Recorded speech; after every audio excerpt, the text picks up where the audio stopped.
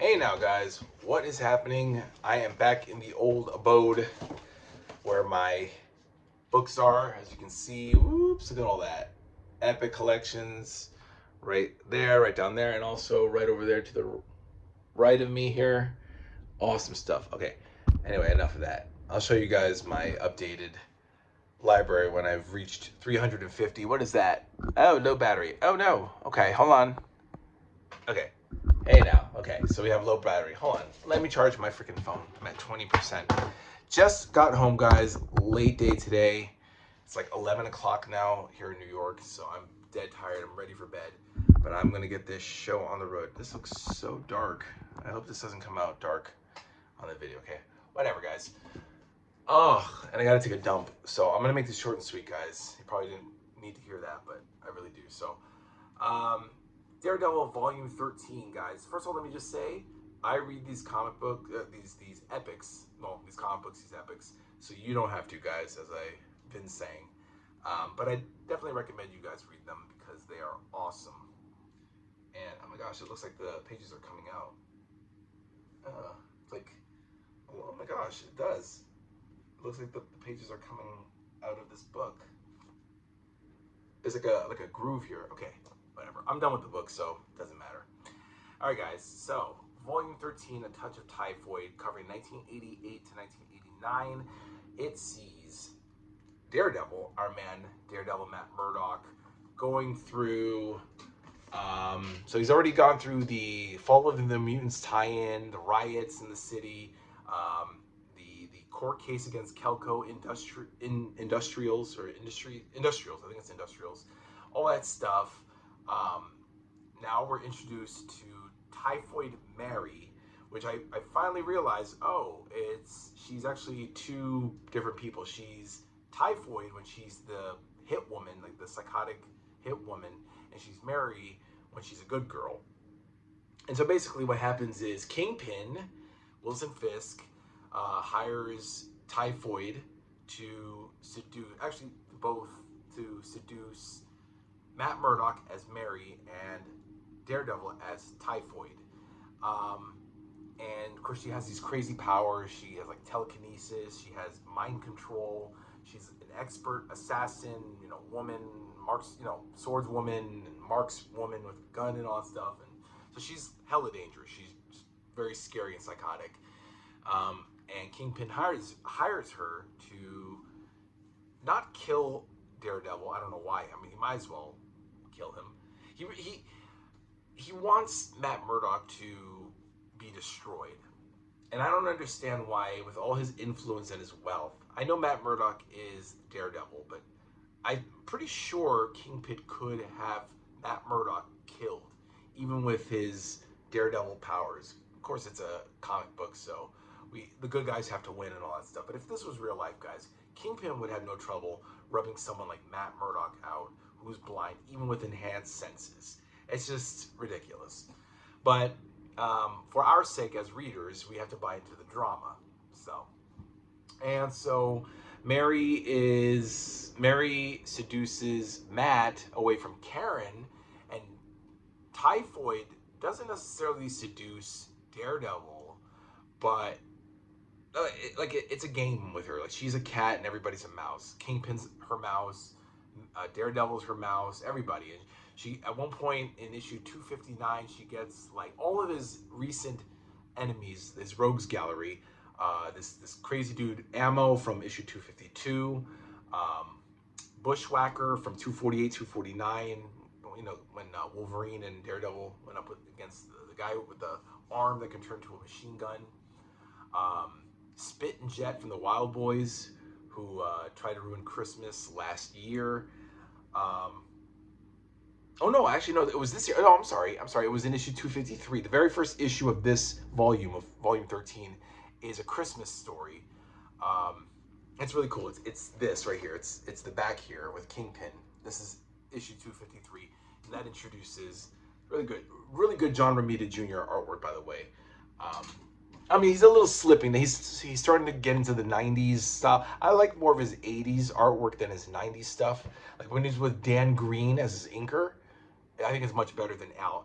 He has Al Williamson as the inker, which is okay, take it or leave it. But anyway, going back to Daredevil taking on Spittin' and Jet of Wild Boys, Ammo, Bullet. He takes on Bullet, who was from the last volume with his son Lance, who's fucking creepy. So anyway, so Mary sends all these guys to beat the shit out of Daredevil, and they do. They actually succeed, and Daredevil's just like, you know what, fucking, I give up. He basically gives up. Then Inferno happens. We get, so Daredevil is involved in tie-ins with the Mutant Massacre in issue 238 against Sabretooth, Fall of the Mutants in 252, when the Four Horsemen of Apocalypse and even Apocalypse's ship hits the Empire State Building. The whole city thinks it's going to hell. Not literal hell, but like a nuclear war. So then everybody just, it becomes like The Walking Dead or Escape from New York. It just becomes very dystopian, and gangs are taking over. That's in the Fall of the Mutants tie-in. Now, with issues 262, 3, and 5, it skips 4. So 262, 263, and 265 are Inferno tie-ins. And Matt's taking on demons, or Daredevil's taking on demons, and he's taking on the trauma of Mary and his rogues gallery kicking the shit out of him, to now all these demons, and then it just snowballs into Matt Daredevil just giving up, basically. So he leaves New York. Karen has left him because Butch, the little runt from the Fat Boys, saw him kissing Mary. So then Karen, Mary told Karen during Inferno when Daredevil was recovering. Mary tells Karen that they're in love, that Mary and Matt are in love. So Karen just leaves, takes off. I guess she leaves town. And then he decides to go to Albany, takes a train to Albany, and just get away from the city, get away from everybody, the villains, everybody, you know, and he just finds himself. So in like 267, 8, and 9, 267, 8, 9, and 70, Matt's on his own. But actually by issue 270, which is the last issue in this volume, he gets back to normal. Now he's like, hey, I feel good, and I'm back to being Daredevil. But he was like growing a beard and growing his hair long. Like he was becoming like a derelict, like a hippie or a bum Daredevil. But I really like those issues though, because 268 he goes to this bed and breakfast and fights this loan shark. He lives in the bed and breakfast with the loan shark's brother and wife, who are good people. And then, as Matt, by the way, then as Daredevil, he finds the loan shark, beats the crap out of him, and teaches him a lesson, which was really cool. Then 269 has Daredevil fighting Pyro and Blob of Freedom Force, not Brotherhood of Evil Mutants. They were still part of Freedom Force, so they were the good guys who were doing bad things. And they're hunting a mutant. Her name is Amanda, to register with the Mutant Registration Act. For those of you who, recall the whole thing in the late 80s, the Mutant Registration Act was, and then of course that became a bigger thing in the 2000s, right? That's what the first Civil War happened, or was it just the superhero, not the Mutant Registration Act, but the superheroes just had to like register with the government, and then Captain America and Iron Man chose sides. Anyway, that's something different, I guess. But this happens. So Daredevil's just on his own, away from New York, fighting Blob and Pyro, saving this mutant girl, and then that's in issue 269. Then in 270, he teams up with Spider-Man to face Blackheart in his very first appearance. For those of you who don't know, Blackheart is Mephisto, who is Satan, basically, of the Marvel Universe. Blackheart is his son, but I don't think he fucked a woman, or did he? I don't know. I wrote down that he's a dark creation of Mephisto. Blackheart is. And it's his first appearance, which I thought was kind of interesting. I would figure someone like Blackheart would be a Doctor Strange character. Because, Doctor Strange deals with the supernatural, the satanic, the ghostly. Daredevil is a street vigilante, like Punisher and Spider-Man, kind of. You know what I mean? Like, Blackheart just seems like an ill fit for a Daredevil villain, but both he and Spider-Man take him on, and they succeed. It's a pretty good story at the end there. I know I'm jumping around. 264 was a one-off issue. Apparently, John Romita Jr. got married, so he couldn't do. They had to put the last part of Inferno to 265. So 264 was a tale about cocaine and bombs and the baby that was with the bum in issue 252. God, I'm spitting. Gross.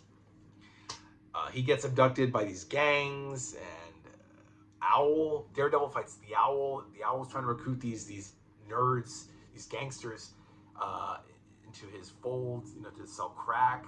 I just thought, wow, like they're talking about cocaine and crack in the Marvel universe. It's like, I mean, I know the drug epidemic was a big thing in the '80s, but damn, like they really went out.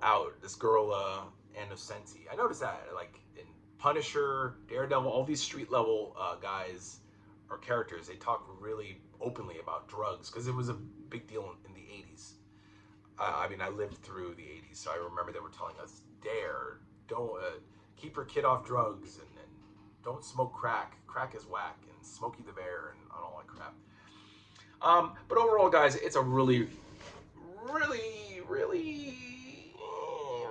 not gonna say it's really great. It's good. It's good stuff. It's '80s Daredevil, Kingpin. I just and this is issue 256. This is finally where from issue 256 where they fight each other in the sewers. Mary's a real pain in the ass, or rather, Typhoid is a pain in the ass, and Mary's just weird. She's just schizo. But we'll see, guys. I gotta wrap this up because I gotta go take a dump, guys. Please. I know that's really gross. I shouldn't be talking about that. I should be more professional, but I don't give a fuck. Next one, guys, is going to be Heart of Darkness, Volume 14, 1989 to 1990. We'll finally get the entire Von Strucker Gambit storyline in the annuals, which I really don't care about because I wasn't really interested in the one in Captain America, or what was the other one I read in Captain America, and another one. Punisher. Oh yeah, Punisher Annual. I read the Punisher Annual of Von Strucker Gambit and Captain America's. I didn't care, but that's collected in here, as well as issues 271 to 282 and annuals 5 and 6. Material from Punisher Annual 3, Incredible Hulk Annual 16, and Silver Surfer Annual number 3, right? 3? Yes. So Punisher and Silver Surfer are both at 3.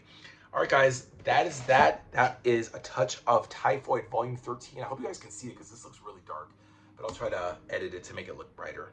And that's it, guys. Have a great night. That's cool. Get it. It came out, I think, last year. It came out back in stores. So check it out, guys. And I'll see you next time. Bye now.